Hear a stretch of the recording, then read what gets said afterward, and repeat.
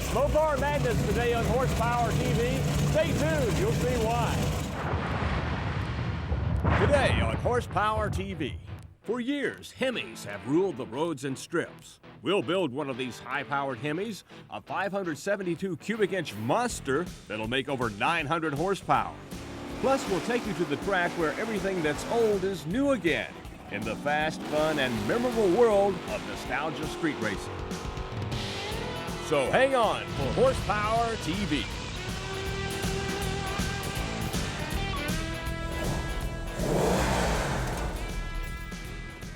Hi, welcome to the shop. If you were fishing for horsepower back in the muscle car era, chances are you were hoping to hook one of these cudas.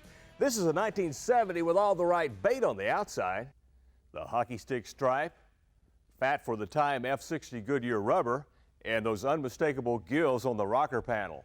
But the real catch was under the hood and under this massive shaker scoop. Talking about the 426 Hemi. This one, by the way, was caught by Dewey Green in Alabaster, Alabama. The Hemi made its marks from the cruising circuits around the country to the high banks of NASCAR. But where it really left an impression was on the quarter mile, where drag racers like Dick Landy and Soxon Martin led a whole herd of elephants down that drag strip and into the super stock record books. Now, today you're going to find the Hemi powering everything from top fuel dragsters and funny cars to super comp dragsters like this one belonging to Jeff and Fred Hurst. Now, today on the show, we're going to build one of these legendary Hemis. And if you think bigger is better, you're going to love this.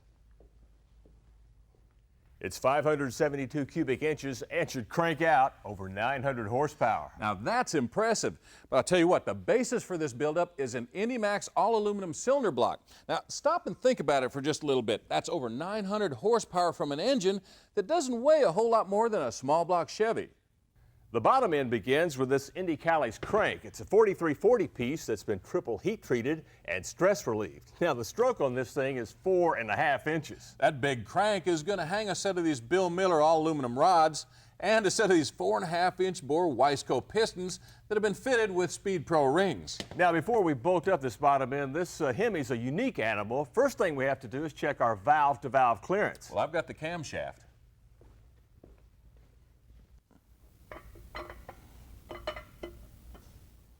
With the cylinder head bolted on and the valves in the overlap position, insert the feeler gauge from the bottom of the bore and check for a minimum of 30 thousandths between the valves. Here's a neat feature about the Indy Legend Hemi head. The exhaust valve has been rotated 2 degrees away from the intake. Now, that lets us use a larger intake valve and increases the clearance between them. Well, now that we've checked our valve clearance, we can start building this bottom end, starting with our main bearings. Now, these Federal Moguls are narrower than stock, with a chamfered edge to match the special radius on our crank fillet. After we pop them in, I want to make sure we use lots of this assembly lube.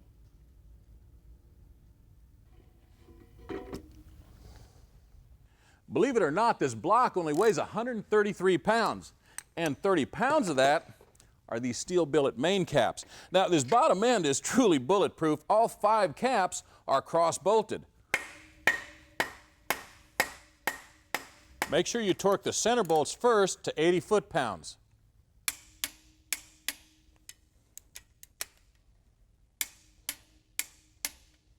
And finish up with the side bolts at 70 foot-pounds.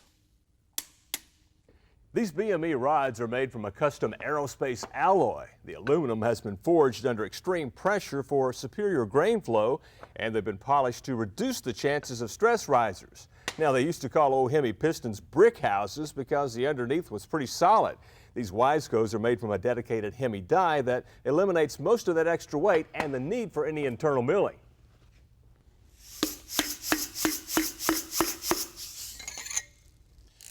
With the #1 piston installed, now we can set up our Milodon gear drive. Now, unlike other cam drives where you simply have to line up 2 dots to install the cam straight up, here we have to first establish that dot location. To do this, drop in the lifters that'll be used in the engine. Then the dial indicator to measure cam lift. Install the degree wheel and the pointer, and after bringing #1 piston to top dead center, line up the pointer on the wheel. The cam card tells us the intake opens at 32 degrees at 50 thousandths cam lift. By turning the crank to 32 degrees and rotating the cam to 50 thousandths lift, you can slide the cam gear on, make your marks, and that'll allow us to install the cam straight up. Then we can install the other 7 pistons and the cam cover. Using a feeler gauge to maintain cap alignment, torque the rod bolts to 75 foot-pounds and make sure you use plenty of oil so that you get an accurate torque reading. We're going to button up our bottom end with this wet sump oil pan from Charlie's. Now this thing's got a unique feature inside here, a pickup that actually swings. Here's how it works. Of course, the screen's on bottom here. When you accelerate, it swings back. When you decelerate, it swings forward. Of course, that way, it stays submerged in oil all the time. Now, Indy has eliminated most of the standard pan flange that used to be here, and by opening it up, well, there's less oil bouncing around in the pan and wrapping itself around the crank. Now, that's good for 15 to 20 horsepower. This pan doesn't use a gasket. Instead, we're going to use some RTV, and let me show you a tip. For a neater job, we just trace around the pan with a marker. Then apply the RTV inside the mark. Well, that's it for the bottom end of our Hemi. We'll calculate the compression ratio and finish the top end after this.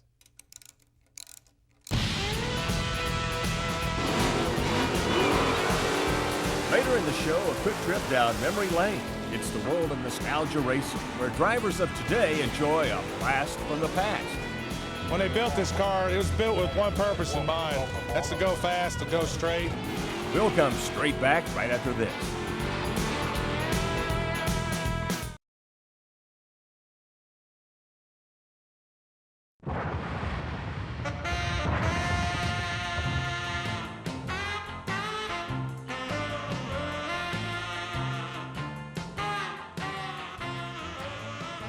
Welcome back to our Legend Hemi build-up. Well, my partner's just finished bolting on that external billet oil pump. I guess we can spin this thing over and check the compression ratio. Yeah, give me a hand. All right. The Hemi piston has a huge dome on it, but it fits the combustion chamber perfectly. Now, to calculate our compression ratio, we need to move the piston 1 inch down in the hole. Then we'll cap it with a plexiglass plate and fill it with mineral spirits. Now, you want to make sure to eliminate all your air bubbles. Now it's time for the math. The volume of a 4.5 inch bore 1 inch deep is 260 cc's. It took 170 with a piston in place, so our dome volume is 90. Now we measured our combustion chamber volume at 165 cc's, and when you subtract the dome volume and add 10.9 head gasket volume, our combustion volume is 85.9. Now just plug that number into a standard compression ratio formula, and our Hemi's got a 14.6 squeeze factor. Well, next come the Comp Cam's roller lifters. Of course, they're riding on one of their cams that's been ground to Indy specs. The valley cover's next, and here's a real neat feature. This center part actually comes out so we can get at the head bolts and the lifters later on if we need to. The Legend Hemi head's an improvement over its predecessors with a 350 thousandths longer intake valve from Manley that's a nail head design compared to this tulip head. Now it's also 2.4 compared to 225 inches on the stalker. Now that allows for a raised intake port and a short side turn for more port velocity and increased volume. Of course, the exhaust port is also raised for the same reason. Man, that's great. Now, on the bench, these things flowed 490 CFM on the intake side, 335 on the exhaust. Man, I don't care what you say, that's a lot of airflow. It really is. Now, let me show you something. This is a stock Hemi rocker stand. On the Legend head, they've been cast right in for additional strength. And of course, using a longer valve creates a geometry problem, and the way that's been addressed is with a pair of adjustable shafts that can be shimmed independently. Then the head is finished off with a set of Comp Cam's Pacalloy springs, locks, and retainers. The heads are O-ringed and match this receiver groove here on the block. Of course, they work together with this copper head gasket we got from Clark. Now, here's a little tip for you. Use some RTV around the oil and water passages to prevent any leaks. Now remember, we're running almost 15-to-1 compression here, so we've studded the block with ARP studs. That way we get better clamping and truer torque readings. With our Indy stainless rockers in place, we push on the lash caps, drop in our push rods, and finally lash the valves. Well, that about does it over here. 70 foot-pounds on those head bolts. Good. Well, since we're building essentially a super class or bracket style motor, we're going to go ahead with this single 4-barrel single plane setup. Now, this one's been fully ported and polished, and it's got 2 inches of spacers here. Now, that's going to help us build plenum volume, which is real critical to feed a 572 engine like ours, especially if you want maximum power. Now, it's held in place with these little 1/4-inch bolts here. You're going to have to be real careful not to over tighten them. We're talking 72 inch-pounds here. We're going to feed our race elephant with this 1275 CFM King Demon carb. It's got removable Venturi sleeves for adjustable airflow, billet base plate and metering blocks. And Chuck, check out how they've radiused those air horns. Man, that's cool. Now, that just about takes care of the heavy nuts and bolts. We'll finish up now with an ATI 3-ring dampener, which will kill the torsional vibration in a big motor like this. And we'll add a Mizier electric water pump. Now, besides looking cool, it'll keep our Hemi cool with a 35 gallon per hour flow rate, and it'll hold 9 psi static pressure. I like these cool cast aluminum covers. Well, they are cool, and I'll tell you what, I've got the ignition covered too. We're going to fire this monster up with this MSD Pro Billet distributor and Moroso Blue Max wires. Give me a hand there, Joe. Sure enough. Well, that's it for our Legend Hemi build-up. Now we got to find out if we hit that 900 horsepower mark. We'll see you at the dyno right after this. That's right, we'll strap our newly built Elephant to an engine dyno to see if we pass the 900 horsepower mark. And later, some superstock stalwarts of the 60s on the Nostalgia Racing Circuit.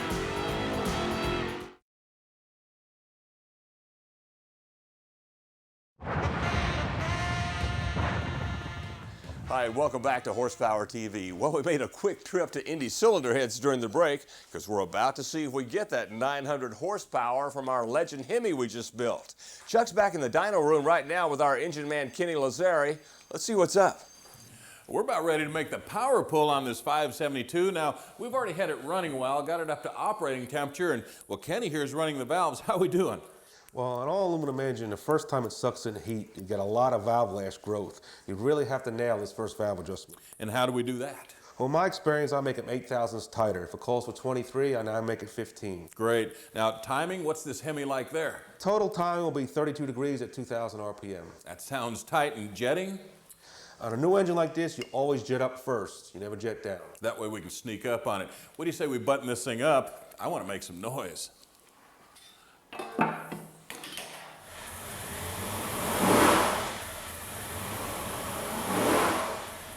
Well, it's a moment of truth.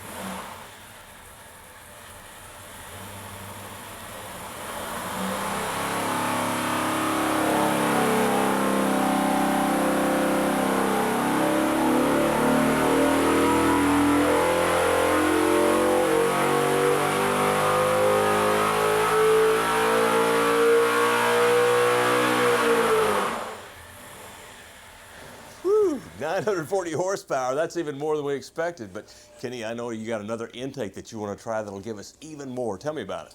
We got a brand new state-of-the-art tunnel ram with 2 big 1050 carburetors.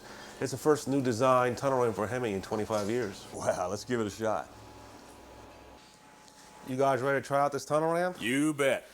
At 940 horsepower is history.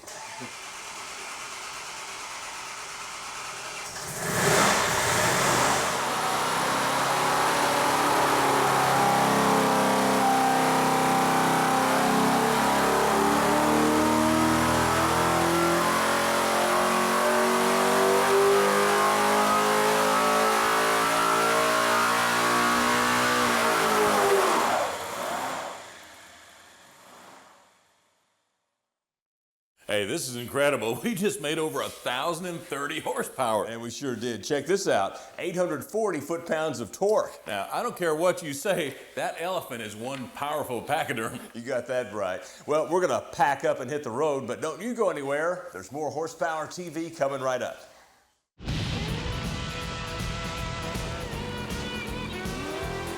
Just ahead, racing into the past, nostalgia superstock style.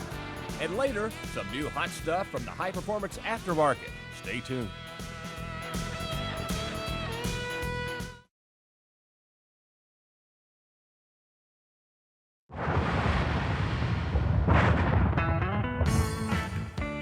They were fast times, the early 60s. Back when the Beatles were kings of rock, Marilyn was still queen of the screen, and superstock drag racers ruled the strips. At the 1963 Winter Nationals, a Dodge Grand Charger won the championship with an ET of 12.44 seconds at a not-so-blinding speed of 115 miles an hour.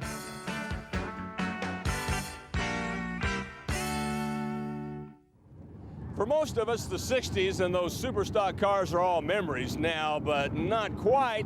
You see, in the nostalgia superstock class, well, the bodies and motors are the real deal. Not as fast as Pro Street, but hey, they're pretty quick to bring back memories.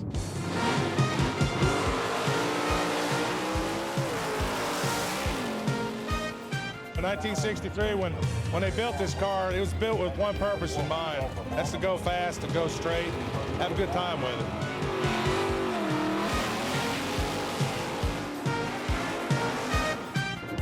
Nostalgia superstock cars all carry the same body styles and engines as their famous forebearers. All have the factory-offered all-motor big blocks that made them legends in the muscle car era. While some just looked the part, though, Gene and Judy Egbert's '64 Galaxy was a B and C stock winner. Today on the nostalgia circuit, the purpose of competition has gone through changes since the old days. Fun, that's what it's all about. If I win, that's an extra. And it's really pride more than anything to have show the cars like they were and get the kids interested that are now like it was in the 70s and 60s and keep the heritage going on.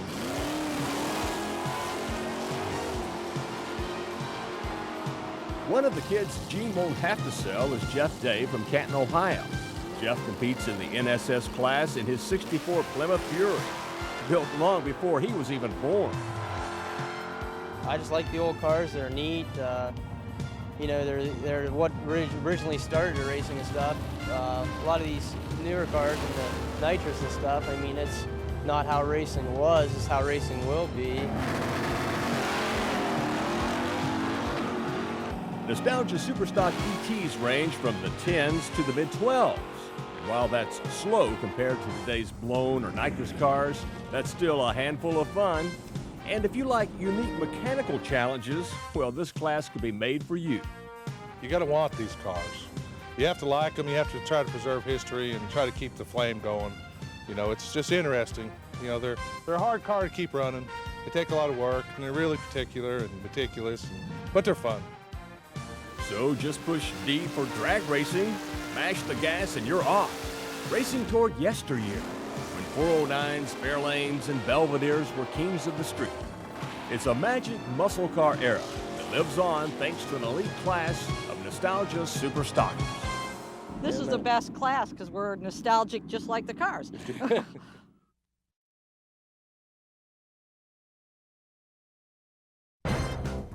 Now, Horsepower's Hot Parts, brought to you by Summit Racing Equipment, your source for high-performance parts for 30 years. When I went to finishing school, they taught me how to be more tactful. And, well, this is what I came up with. It's the ProTac 5 from Mallory. Now, it's got a 5-inch face with large numbers and a red pointer for easy readout. Plus, it's got a memory feature for highest RPM. You activate it with this heavy-duty rocker switch. Now, racing vibrations won't affect it, and you can mount it in any position. Plus, it's compatible with just about any kind of ignition.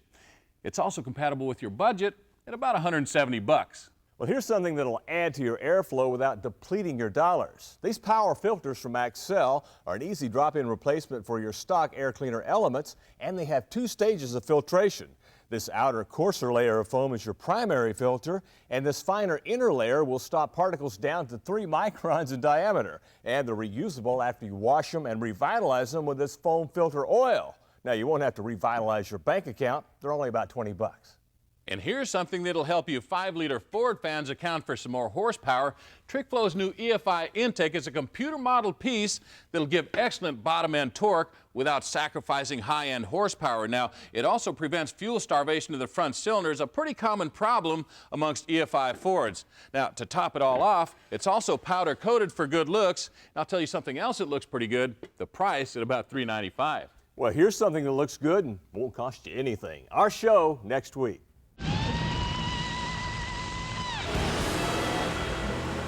We'll show you how to make nearly 20 extra horsepower in a stock 91 Firebird. It's a high-performance tune-up that includes a new manifold, ignition upgrade, underdrive pulleys, and a computer chip. We'll show you how to detail your trunk in no time flat and take you to a new hot rod hangout down in Orlando. And remember, high-performance fun is what this show is all about. Well, Chevy boy, I guess you want me to drive this thing. No, last time we had a Coronet on the show, you got to drive. I'm driving this time. You are? We're going to tear up the tarmac, and I don't care what my Chevy buddies say. Uh-oh, I won't tell him. Oh, 440, here we go. All right, here we go. You ready? I'm ready, man. What do you think it'll do? I don't know. Let's see if we can get it out here and get it up on the tires. Here we go. Ready? Yeah.